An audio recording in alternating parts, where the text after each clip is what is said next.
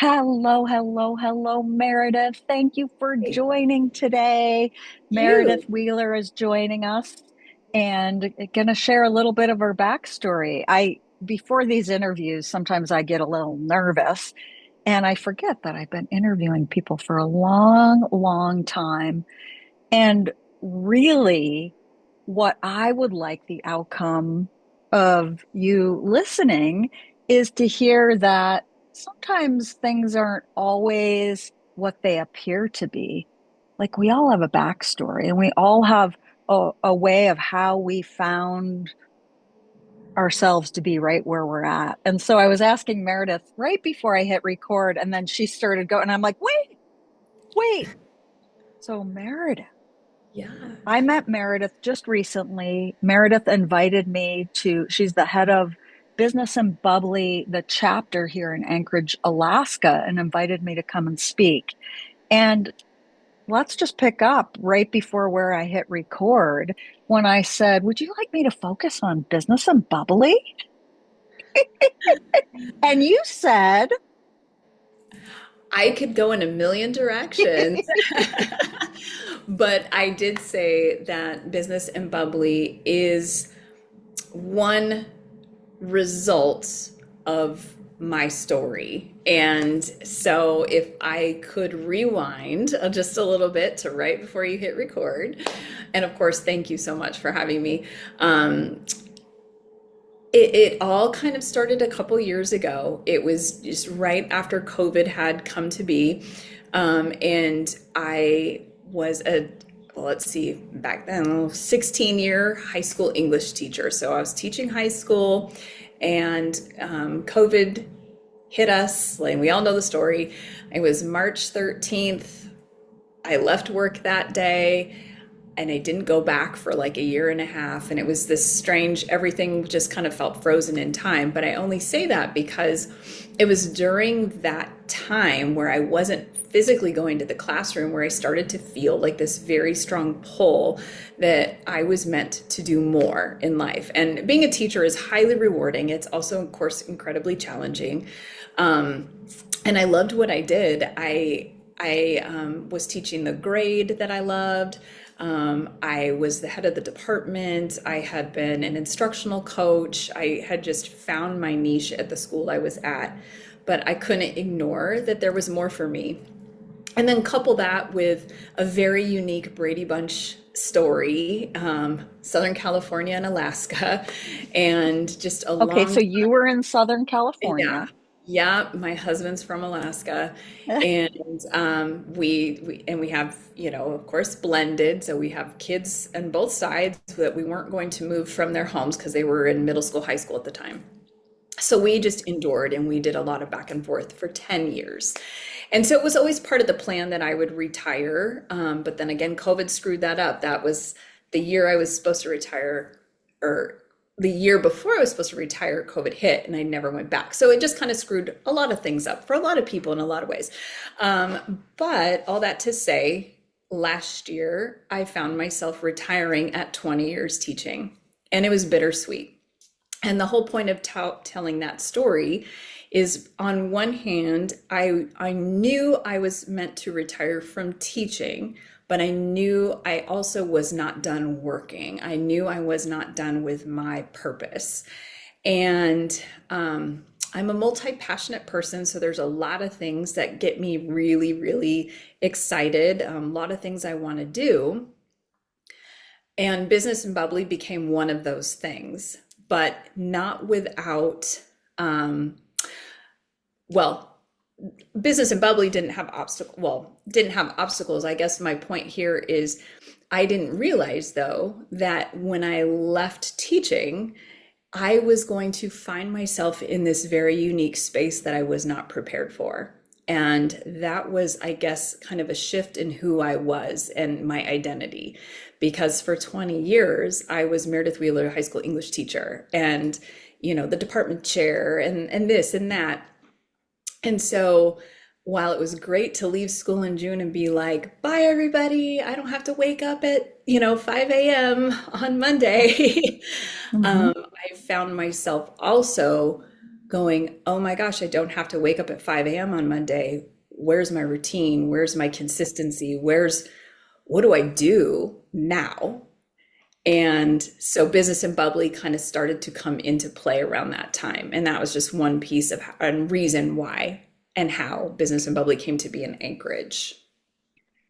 Wow. So I hear this a lot. Like I hear it from, I mean, I'm in my late 50s. Every time I say that, I'm like, really? It's just a number. It's all about Just a number. energy. Just a number. And a lot of people that I know retired, they lived to retire. They counted the days, they counted the hours, and now they're like, retirement's the best. I'm so busy. I'm so this and I'm so that. And I appreciate your honesty because I run into women that are retired and they're like, man, like one of them is 88 years old and she's like, I am looking for something more. I'm like looking at jobs. I'm like, and while a lot of the busyness is great and it's full and it's that purpose, that finding that purpose. And so how did you start to tap into what is more for Meredith? What is my purpose? Yeah, so that's the fun part because, again, I mentioned I'm multi-passionate, and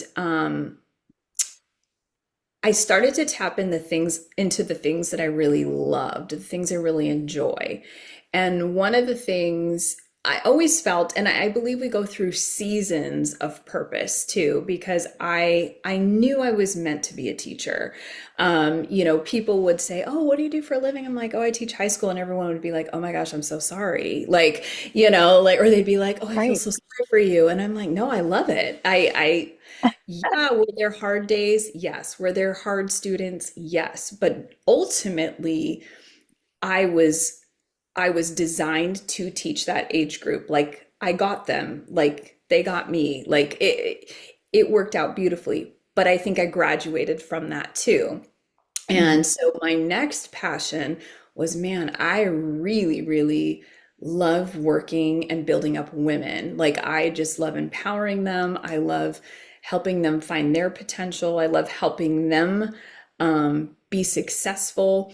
And that was a huge draw for Business and Bubbly because Charity Majors, who started Business and Bubbly, it's a national she's growing a national, I don't know if you would call it an organization or whatever, with multiple chapters all over the United States. Her primary philosophy and mission is about empowering women and, like Bubbly, rising up together. So there's room at the table. Some of our mottos, there's room at the table. There's a seat at the table for everyone.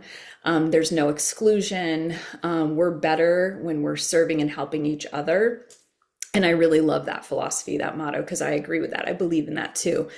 So I started going towards things that really align with that passion. So obviously, Business and Bubbly is a great fit because it's a women's networking group in Anchorage. We follow that motto. Invite people in, no exclusions, and we just help instill wisdom and share ideas and, you know, impart, what we know with others and learn from them as well. So it's a win-win situation, and it just is something that makes me feel uplifted every time we have a meeting. So, and that's Right. just one piece of the puzzle. Yeah. What are the other pieces of the puzzle? Oh my goodness. The other Ah! piece of the puzzle,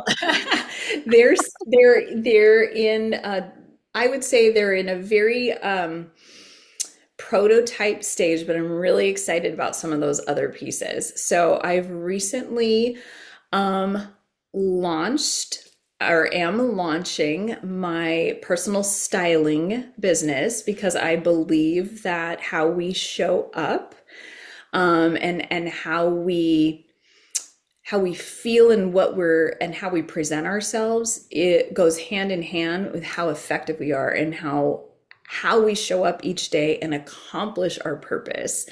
It's very easy. I can just speak for myself. When I get up and get ready, I get more done in a day. I have better energy. I have better demeanor. I have more joy. Like there's just all the pieces that fall into place.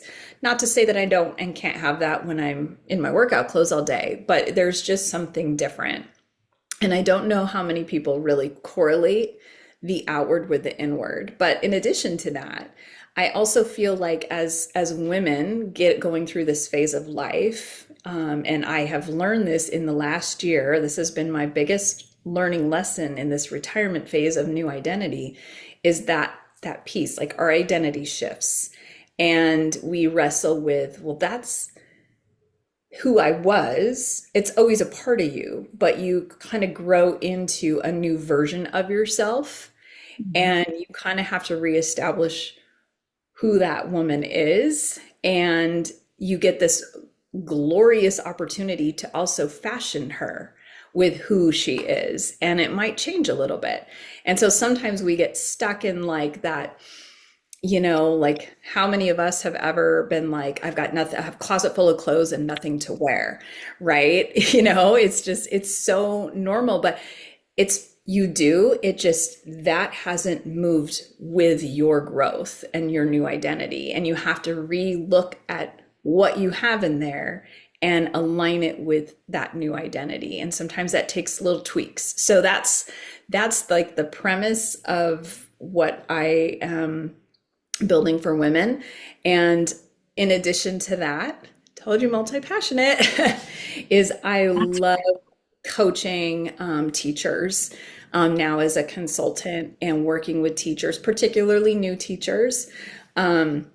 But I think the believe it or not, the styling piece is such a huge part. It's true for any woman in any profession.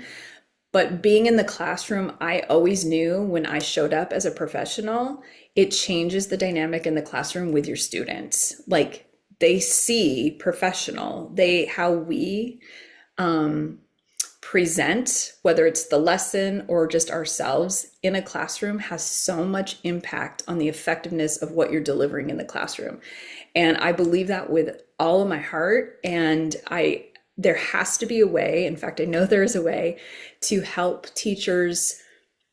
Um, I'll just use the phrase hang in there, because in this day and age, the rate of job change, like the average teacher no longer lasts 30 years, like that's a rarity. Like teachers are lasting 5 to 8 years in the profession and they're like, deuces, I'm out, because it's just such a hard landscape to work in.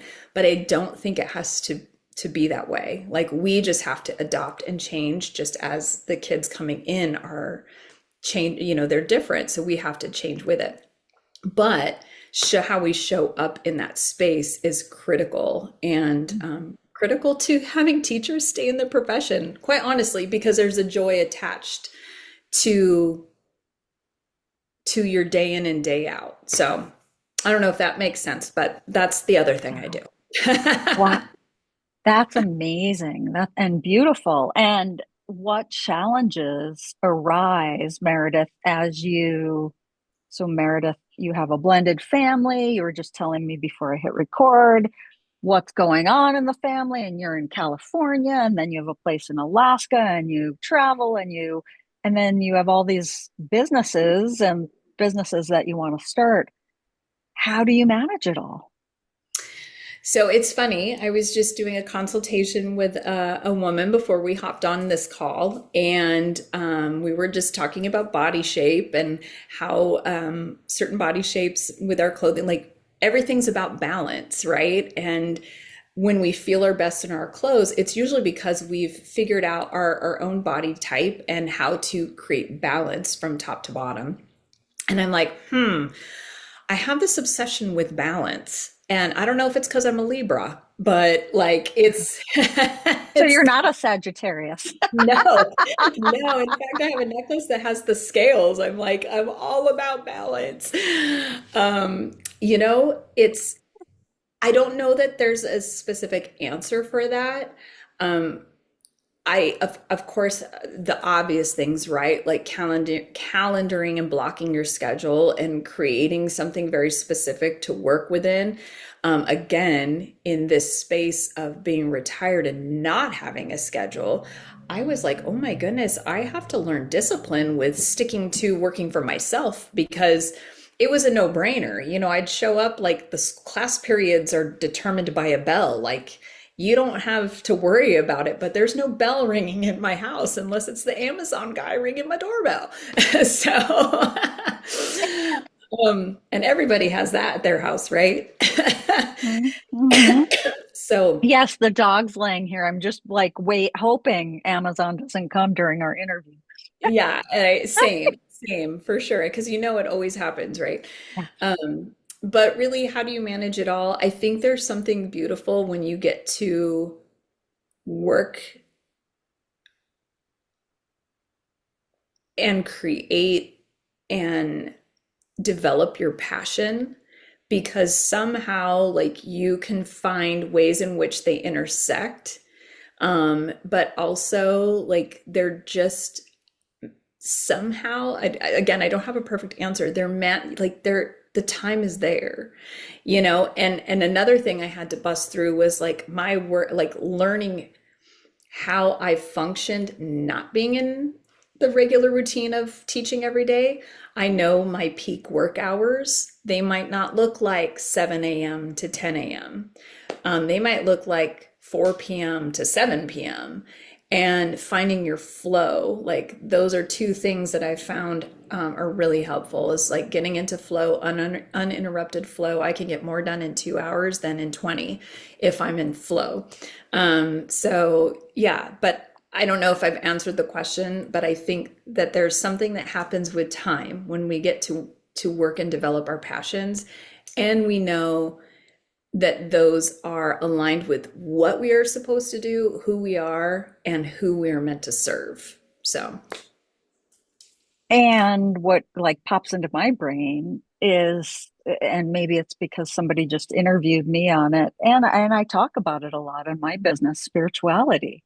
mhm, Whatever you believe in, it seems like people that believe in something outside of themselves um, have a way, and I know you have a belief in tapping into that mhm. and how much of that plays a part in your business life, spirituality. For me, it's central. For me, it's Yes. central in my life, and that's Hmm. who I am. And I trust the leading, and I know I've learned how to discern alignment and what feels right and what feels out of alignment. And that's kind of how I call it, my inner knower. Like I know, yes, this is the direction I need to go. Business Bubbly is a great example. Someone could be like, well, it looks like it's a lot of work, and it's not. I mean, it's never, nothing's ever a lot of work when you love it, I think. Yes. Um, Yes.